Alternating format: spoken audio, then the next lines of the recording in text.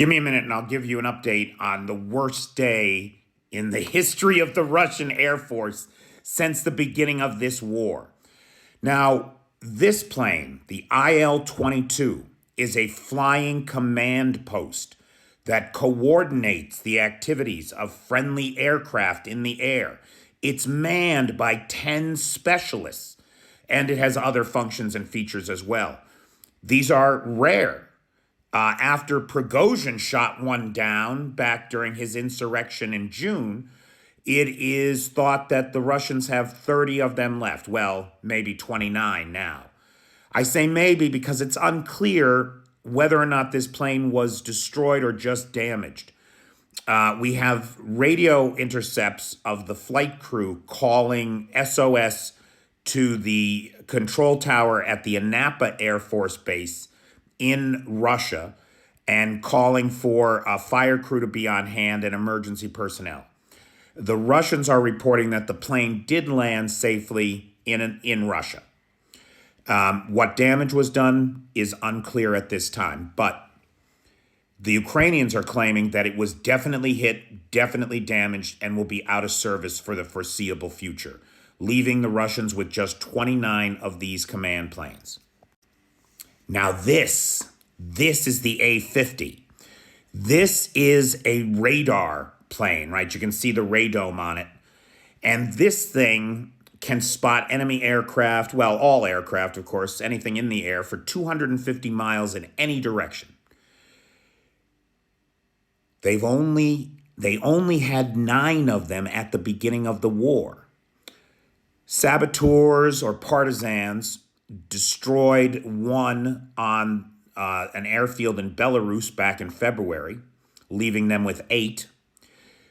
This plane, having just been promoted to a submarine, leaves them with 7. This is at minimum, they have 2 varieties of these planes. At minimum, it's a $330 million plane. That doesn't include the priceless crew. It had a crew of 15 radar and communication specialists whose training requires years and will not be easy to replace. But that all begs the question of how they were shot down. Now, some analysts are saying that they were close enough to Zaporizhia that a Patriot system could have hit them. This is true. This is apparently true. They were just inside the range of a Patriot system. But I want to speculate on something else. And I want to point out that we're moving from the realm of fact here into the realm of speculation.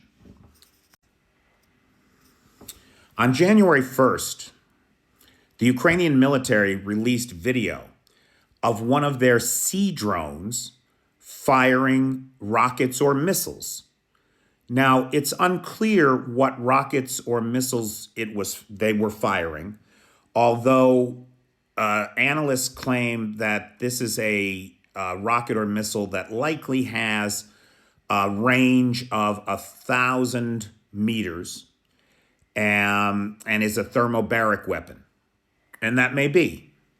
However, those experts also claim that these rockets could be outfitted with any kind of rocket tube, or the tubes themselves could handle other kinds of rockets. Now, we know that the Ukrainians are in possession of a wide variety of missiles and rockets from their NATO partners. We know that this sea drone fires rockets horizontally.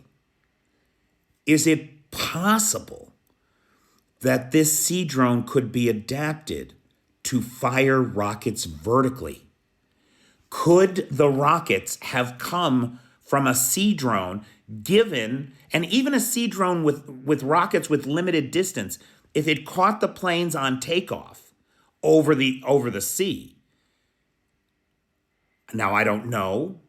This is pure speculation on my part. But I'll tell you something. If there is any people on the planet that could make this work, it would be the Ukrainians. Is it possible that this is the secret weapon that Zelensky is talking about? It's not impossible. I'd say that's for sure. Why was this video footage just released? And then suddenly we see these planes dropping the way that they are. These high-value targets over the Sea of Azov.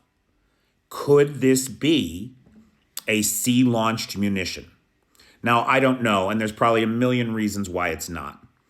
But even if it's not, even if this is all just a disinformation campaign by the Ukrainian government to make people like me put out these crazy ideas, I think it's something that the Russians are going to have to think about, isn't it? They're going to have to think about it, because if this is what's taking their planes out, suddenly they can't fly over the Sea of Azov anymore. And that's going to be a problem. Yeah, that's going to be a problem, boy.